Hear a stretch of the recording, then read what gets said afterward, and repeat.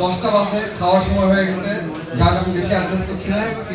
আমাদের মায়ের সংগঠন, হৃদয়ের সংগঠন, ঢাকাস্থ গুরুত্বচিয়া পরিবারের পক্ষ থেকে আমাদের নবনির্বাচিত এমপি মহোদয়কে আন্তরিক ধন্যবাদ। একটা কথা আসছে এখানে পয়লা বৈশাখ, আমরা পয়লা বৈশাখে একটা প্রোগ্রাম অবশ্যই করব। এর জন্য অনেকে আমাকে বলেছে, আপনারা কি পয়লা বৈশাখে ধানমন্ডিতে বসতে রাজি? আচ্ছা, যাই হোক, আপনারা গ্রুপটা ফলো করেন, আমরা গ্রুপে সম্পূর্ণ মেসেজ দেব। ইনশাআল্লাহ আমরা সেদিন আবার আসবো।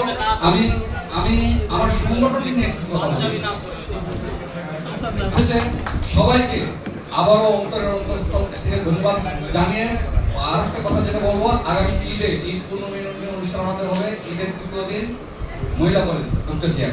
আমি আশা করি আমাদের এমপি মহোদয় সেই অনুষ্ঠান থাকবেন। আবারও সবাইকে আমার পরিবারের পক্ষ থেকে ধন্যবাদ এবং শুভেচ্ছা, অগ্রিম শুভেচ্ছা। এ বলে আমি আমার বক্তব্য রাখছি।